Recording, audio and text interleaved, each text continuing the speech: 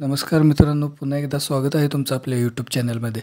तर मित्रांनो, रणजित निंबाळकर सर यांना आपल्यामधून जाऊन जवळपास 2 महिने होत आलेत आणि आपल्या सर्वांची इच्छा होती की त्यांचा सुंदर बैल आहे तो त्यांच्या दावणीला परत यावा.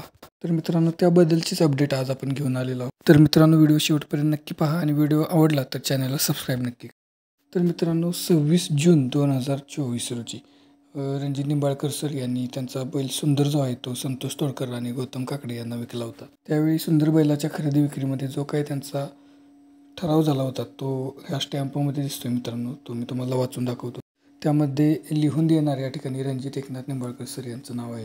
त्यानंतर लिहून घेणाऱ्यांची नावं आहेत. त्यामध्ये 1 नंबरला संतोष प्रभाकर तोडकर विटावा ठाणे आणि 2 नंबरला गौतम शहाजीराव काकडे निंबूत पुणे अशी नावं आहेत.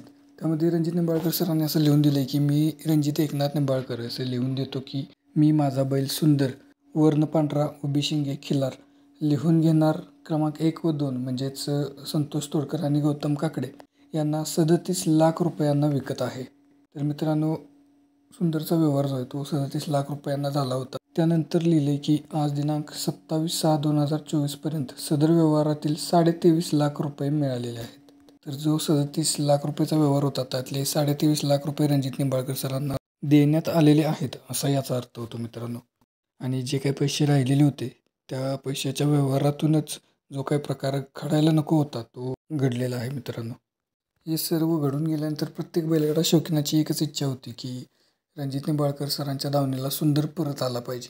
परंतु संतोष तोडकर यांनी सुद्धा दावा केलेला आहे की सुंदर त्यांना मिळावा. आणि मेन गोष्ट म्हणजे आत्ताच असं समजलेलं आहे की रणजित निंबाळकर सरांच्या पत्नी ज्या आहेत त्यांनी असं सांगितलेलं आहे की सुंदर आता त्यांना परत नको आहे. तर आता तुम्हाला प्रश्न पडला असेल की का त्यांना परत घ्यायचं नाही, तर त्याच्या पाठीमागे सुद्धा काहीतरी वैयक्तिक कारणं आणि काहीतरी फॅमिली रिझन असू शकतात. त्यामुळेच त्यांनी सुंदरला माघार घेण्यास नकार दिलेला आहे. तर मित्रांनो, सुंदर बैल जो आहे तो आता रणजित निंबाळकर सर यांच्या दावणीला परत येणार नाही मित्रांनो. तर ही होती सुंदर बैलाबद्दलची अपडेट मित्रांनो.